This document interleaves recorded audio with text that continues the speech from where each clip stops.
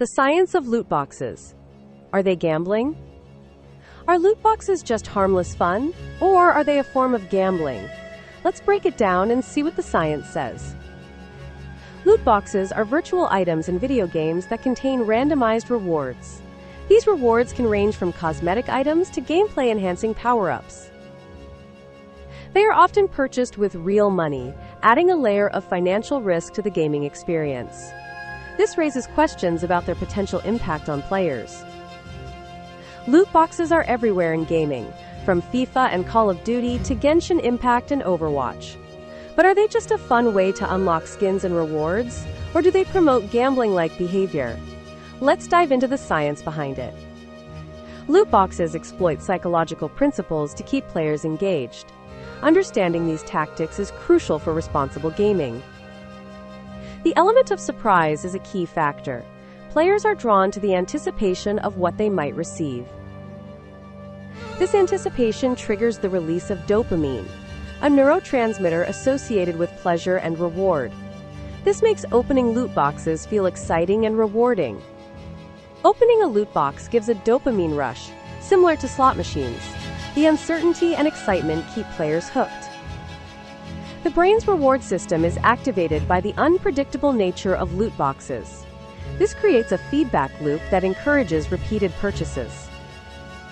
The intermittent reinforcement schedule, where rewards are not guaranteed, is particularly effective. This keeps players hoping for the next big win. Games use shiny animations, rarity tiers, and time-limited offers to push players into spending more. These tactics are designed to influence behavior. Visual cues, such as bright colors and celebratory animations, enhance the perceived value of the rewards. This makes even common items feel special. Rarity tiers create a sense of exclusivity and prestige. Players are motivated to acquire rare items to stand out from the crowd. Time-limited offers create a sense of urgency. Players feel pressured to make quick decisions, often leading to impulsive purchases. Studies link loot boxes to higher gambling tendencies, especially in younger players.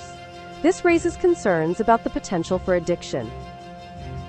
Research has shown a correlation between loot box spending and problem gambling behaviors.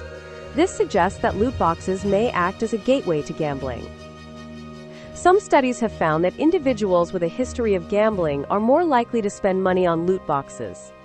This highlights the vulnerability of certain populations. The debate over whether loot boxes constitute gambling is ongoing.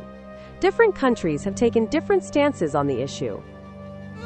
Some argue that loot boxes are a form of gambling because they involve spending money on a chance-based outcome. This aligns with the definition of gambling in many jurisdictions. Others argue that loot boxes are not gambling because the items received have no real-world monetary value. However, this argument is increasingly challenged by the existence of secondary markets, where virtual items can be traded for real money. It's important to be aware of the potential risks associated with loot boxes. Here are some strategies to protect yourself from overspending. Avoid pay-to-win games. Focus on skill-based games rather than those that rely on purchases. This reduces the temptation to spend money for an advantage. Set spending limits. Decide how much you're willing to spend and stick to it. This helps to maintain control over your finances. Be aware of manipulative tactics. Developers design loot boxes to make you feel like you're getting a deal when you're really just chasing luck. Recognizing these tactics can help you make more informed decisions. Consider the long-term impact of your spending habits. Small purchases can add up over time, leading to significant financial strain. Promote responsible gaming practices to ensure a healthy and balanced approach to gaming. This includes setting time limits and taking breaks.